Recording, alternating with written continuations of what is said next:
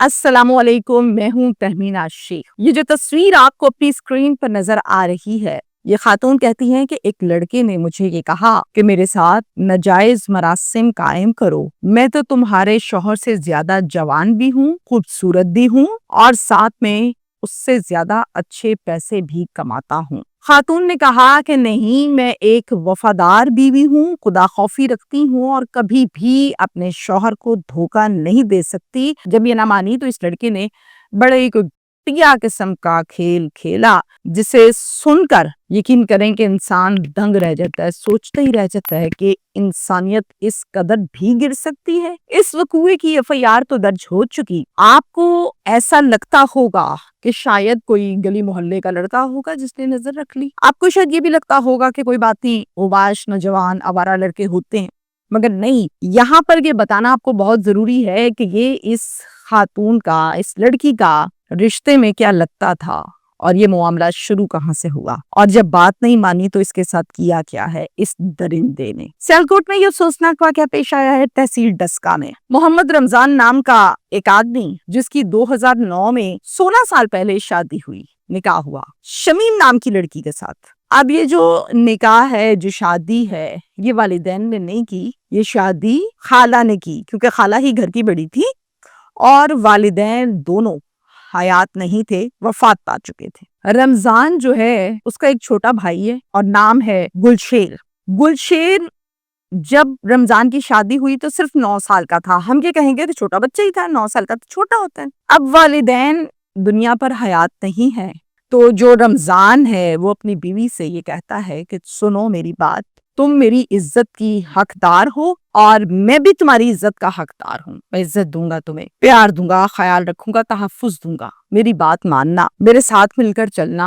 आपको पता है कि मेरा एक भाई है छोटा गुलशेर, आपने उसको बेटा समझ के पालना है, प्यार मोहब्बत देना, सर पर हाथ रखना, क्योंकि उसकी माँ नहीं है, उसका बाप नहीं है जो उसको संभाले। वालिदैन नहीं है, जिद्दी हो गया है, बिगड़ गया है। अब प्यार से उसको मैनेज करना, ये मेरी रिक्वेस्ट है, इसे प्यार समझ लो कुछ भी। बीवी कहती है मसला ही कोई नहीं, मैं जरूर ऐसा ही करूंगी, आप तसल्ली रखें, ये मेरी जिम्मेदारी है। शमीम बाय नेचर एक साले नेक खातून। शमीम घरदारी को बड़े अच्छे अंदाज में संभालती और गुलशेर की तरबियत अपनी तरफ से बहुत अच्छे से कर रही थी। कपड़े देना, खाना देना, स्कूल भेजना, सोते को जगाना, नमाज के लिए भेजना, ये सब कुछ वो बहुत अच्छे अंदाज में मैनेज कर रही थी। शादी के बाद अल्लाह ने बड़ी रहमत की, 4 बच्चे अता फरमाए। गुलशेर यहाँ से जाता तो स्कूल था भाभी को ये बता के, लेकिन स्कूल से आगे कहीं निकल जाता था दोस्तों के साथ। अब इस बात का भाभी बेचारी को तो नहीं पता, जो घर बैठी हुई है और घरेलू औरत है। ये बात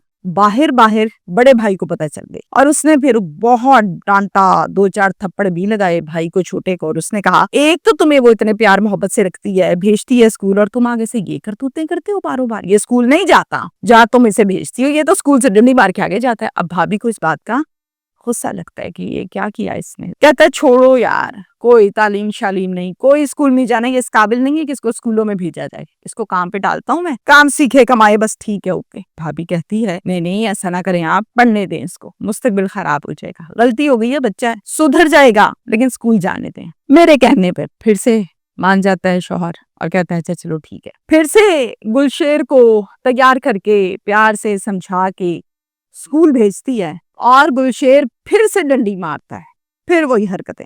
इस बात का फिर से बड़े भाई रमजान को बाहर से पता चल गया और इस मर्तबा तो वो बहुत गुस्से में था। घर आया और अपनी बीवी से कहा कर लो इसको प्यार मोहब्बत और पढ़ा लो इसको, ये फिर डंडियां मार रहा है, और बाहर कहीं और चला जाता है। मुझसे अब कोई बहस ना करना, ये आवारा हो गया है, बिगड़ गया है, इसने ऐसे नहीं ठीक होना, अब गुंजाइश खत्म हो गई है, मैं इसको काम पर डालूंगा। बीवी कहती है जैसे आपको बेहतर लगे। जाहिर है उसने 2 मरतबा पहले भी तो कोशिश की थी। और फिर रमजान इसको खराद मशीन की एक फैक्ट्री में काम पर डाल देता है, जहां पर ये काम करता है। वहां पर अब इसका पूरा दिन गुजरता है और वक्त के साथ साथ ये बड़ा होता गया और अब जवान हो चुका है। 22 साल उम्र हो चुकी है।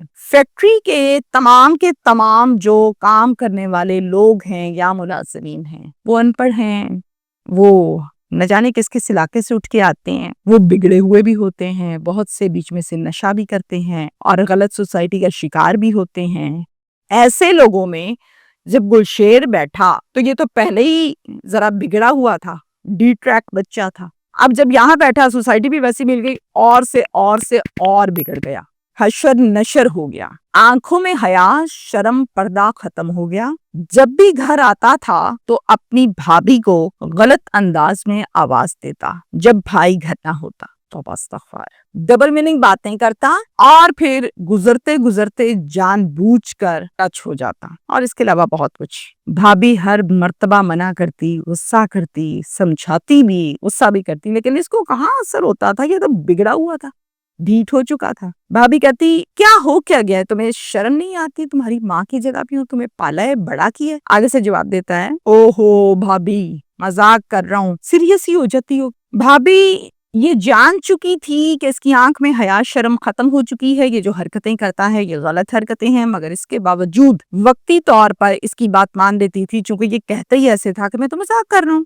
لیکن بھابھی نے یہ باتیں اپنے شوہر کو نہیں بتائیں۔ وقوع ہے 6 اکتوبر کا۔ اب گلشیر رات کے ٹائم گھر آیا اور آ کر اس نے کھانا مانگا، کھانا دیا، کھانا کھایا اور کھانا کھا کر اپنی بھابھی کے کمرے میں چلا گیا۔ جاتے ساتھ دروازے کو کنڈی لگائی اور بھابھی کے ساتھ زبردستی کرنے لگا۔ ہائے ہائے، مجھے سمجھ نہیں آ رہا کہ میں کیا الفاظ بولوں۔ گلشیر کو کہتی ہے، بھابھی گلشیر میں نے تمہیں اولاد کی طرح پالا ہے، بیٹوں کی طرح رکھا ہے، تو تم کیا حرکتیں کر رہے ہو؟ کو غیرت کھاؤ، شرم کھاؤ تم۔ مجھے تو تمہارا بچپن نہیں بھولا، ابھی جب میری شادی تھی تو تم اتنے سے تھے، ایسا کوئی بے شرم ہے۔ آگے سے جواب دیتا ہے، چھوڑو ان باتوں کو، دیکھو تمہارے شوہر سے زیادہ جوان ہوں، خوبصورت ہوں، پیارا ہوں، کماتا بھی زیادہ ہوں، دیکھو تو مانتی کیوں نہیں ہو۔ بھابھی منہ پہ زوردار تھپڑ مارتی ہے، بہت اچھا کرتی ہے، اور پھر اس کو دھکا دے کر باہر جانے لگتی ہے۔ گلشیر چونکہ جوان ہو چکا تھا، فوراً بھابھی کا بازو پکڑا، تیز دھکا مارا، بیڈ پہ پھینکا۔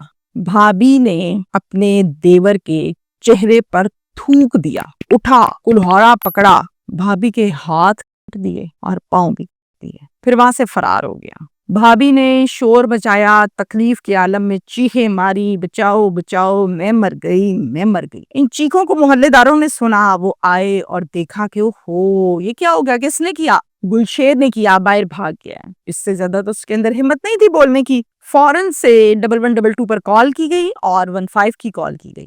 ریسکیو کا عملہ آیا، آتے ساتھ سب سے پہلے تو بینڈیج کر کے فرسٹ ایڈ دے کے ان کو روکا، ایمبولینس میں ڈالا اور ہسپتال لے جانے کی تیاری تھی کہ 15 بھی آ گئی، اور پھر موترا پولیس اسٹیشن کی حدود میں چونکہ یہ وقوع ہوا تھا تو موترا کی نفری آئی تھی، اور آ کر انہوں نے وقوع دیکھا، حالات و واقعات دیکھے، رپورٹ تیار کی اور ہسپتال لے گئے۔ شوہر کو اطلاع دی گئی، شوہر بھی موقع پر آ گیا اور بچے بھی ماں کے پاس کھڑے ہو کے ماما ماما کرنے لگے، رونے لگے۔ تھانہ موترا میں ایک مقدمہ درج کیا گیا جس کا مدعی شوہر بنا، یعنی کہ محمد رمضان، اور یہ نامزد پرچہ درج کیا گیا گلشیر ملزم دیور کے خلاف۔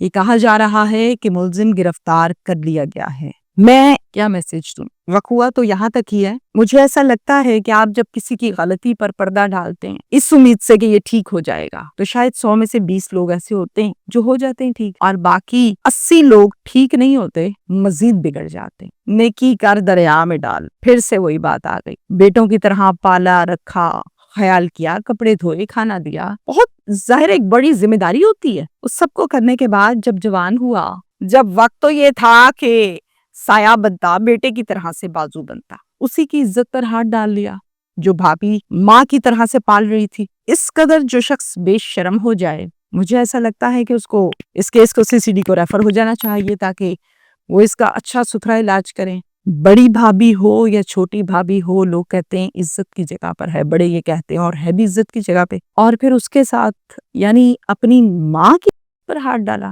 ڈوب مرنے کا مقام ہے۔ شکریہ۔